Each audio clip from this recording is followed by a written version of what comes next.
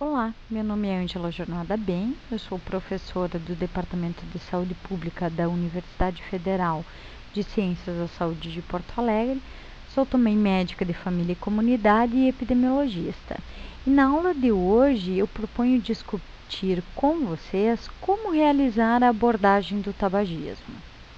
O que o profissional de saúde então pode fazer para ajudar um paciente a parar de fumar? A abordagem cognitivo-comportamental deve ser oferecida a todo fumante que deseja parar de fumar.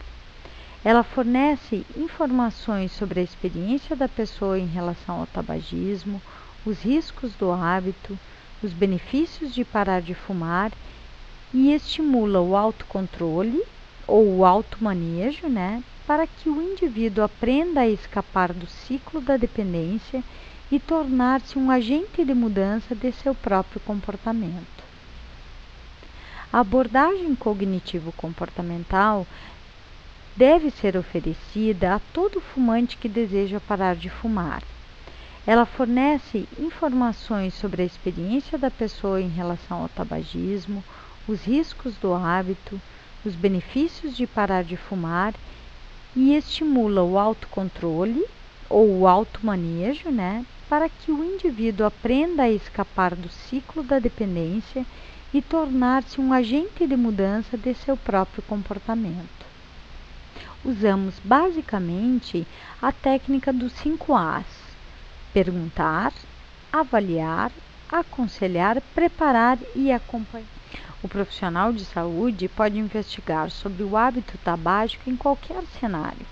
A investigação deve informar sobre a motivação do paciente em deixar de fumar, seu nível de dependência física à nicotina, se há indicação ou contraindicação ao uso do apoio medicamentoso, se existe comorbidades psiquiátricas ou outras morbidades, e investigar a história clínica e a experiência da vida da pessoa em relação à cessação.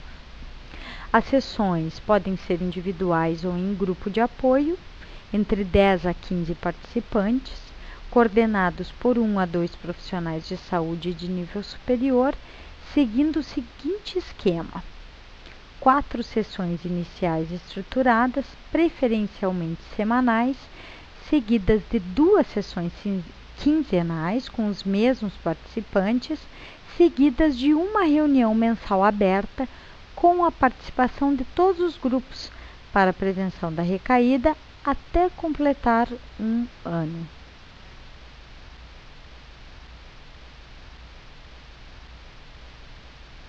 Os fumantes que poderão se beneficiar da utilização do apoio medicamentoso serão os que, além de participarem da abordagem cognitivo-comportamental, apresentem um grau elevado de dependência à nicotina, ou seja, aqueles fumantes pesados que fumam 20 ou mais cigarros por dia, fumantes que fumam o primeiro cigarro até 30 minutos após acordar e fumam no mínimo 10 cigarros por dia, fumantes com score do teste de Fagerström igual ou maior do que 5, ou avaliação individual a critério do profissional, fumantes que já tenham tentado parar de fumar anteriormente apenas com abordagem com terapia cognitivo-comportamental, mas não obtiveram êxito devido aos sintomas da síndrome da abstinência, e também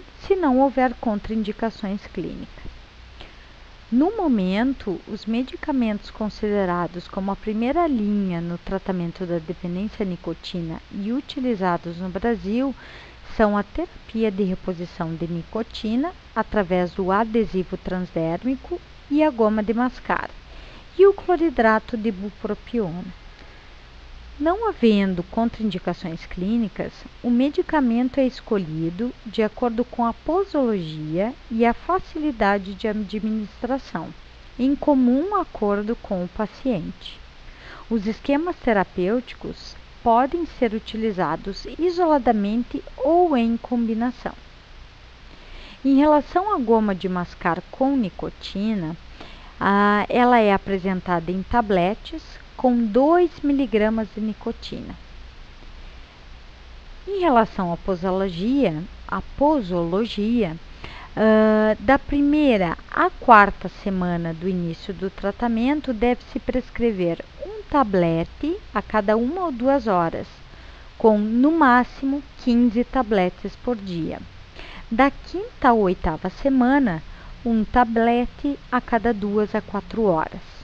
Da nona até a 12ª semana, um tablete a cada 4 a 8 horas.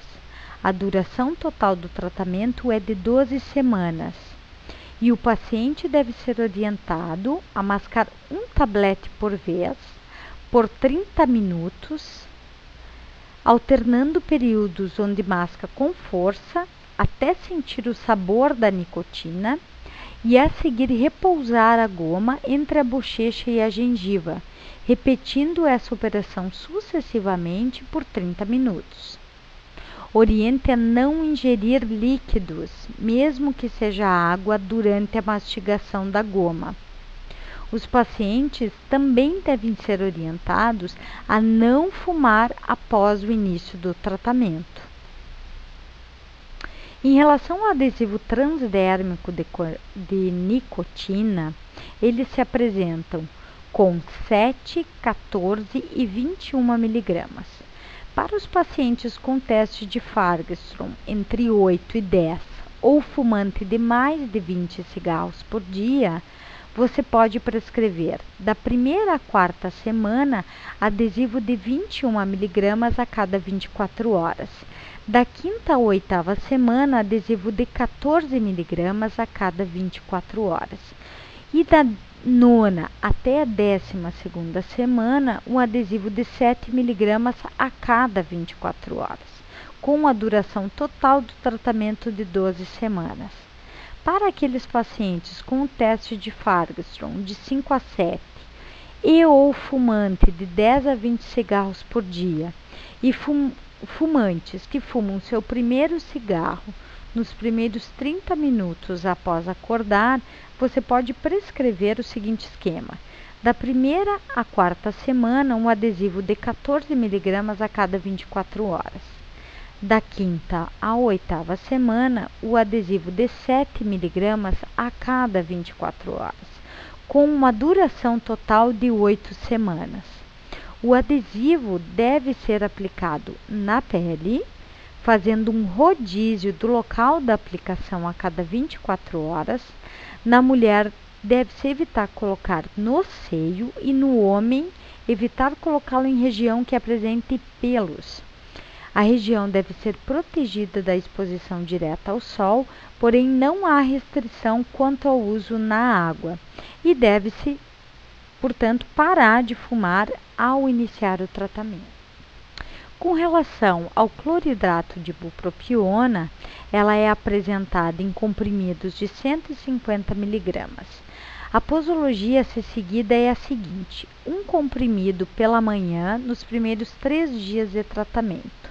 A partir do 4º dia é utilizado um comprimido de 150 miligramas pela manhã e outro comprimido de 150 miligramas 8 horas após, até completar 12 semanas. A dose máxima recomendada é de 30 miligramas dia. E em caso de intolerância à dose preconizada, ela pode sofrer um ajuste conforme o critério clínico. E, mais uma vez, deve-se enfatizar em parar de fumar no 8º dia após o início desta medicação. Todos os pacientes em uso de apoio medicamentoso devem ser acompanhados e avaliados durante o tratamento.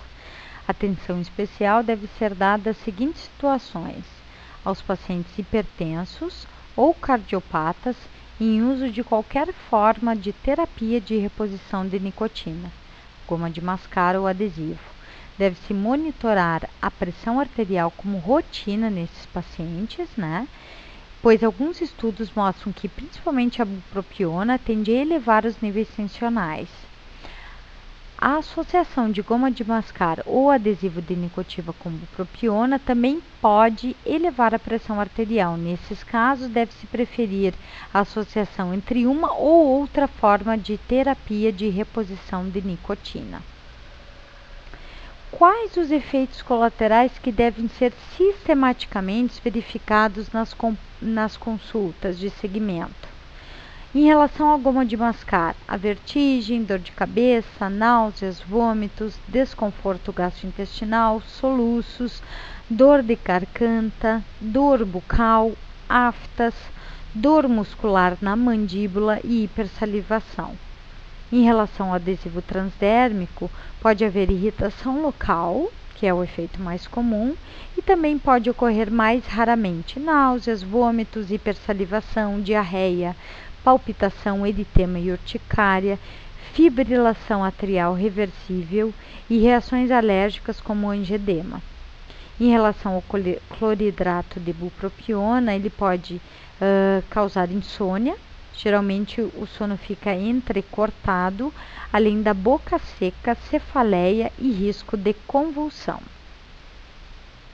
Quando suspender, então, o tratamento ou não utilizar o tratamento medicamentoso? A goma de mascar, quando houver hipersensibilidade conhecida a qualquer dos componentes da fórmula, incapacidade de mastigar ou em indivíduos com afecções ativas da articulação temporomandibular, pacientes que estejam no período de 15 dias após episódio de infarto agudo do miocárdio e pacientes portadores de úlcera péptica. Quanto ao adesivo transdérmico de nicotina, quando houver hipersensibilidade conhecida a qualquer dos componentes, doenças dermatológicas que impeçam a aplicação do adesivo, pacientes que estejam no período de 15 dias após o episódio de infarto agudo do miocárdio, em casos de gestação e de amamentação. Quando suspender o cloridrato de bupropiona ou não utilizá-lo, quando houver hipersensibilidade conhecida a qualquer um dos componentes da fórmula, quando houver risco de convulsão ou história pregressa de crise convulsiva, epilepsia, convulsão febril na infância, anormalidades eletroencefalográficas conhecidas, alcoolistas em fase de retirada de álcool, uso de benzodiazepínico ou outro sedativo, uso de outras formas de bupropiona, nos casos de doença cerebrovascular, tumor do sistema nervoso central, bulimia e anorexia nervosa devem ser reconsiderados em caso de gestação e amamentação. Para aqueles fumantes que estão fazendo uso de inibidor da monoaminoxidase, há necessidade de suspensão da medicação por pelo menos 15 dias antes do início da bupropiona. Bom, eu espero que com essa aula eu tenha contribuído para uma reflexão a respeito da abordagem do paciente tabagista e vocês podem aprofundar os estudos utilizando as referências disponibilizadas após essa apresentação. Obrigada e um bom estudo.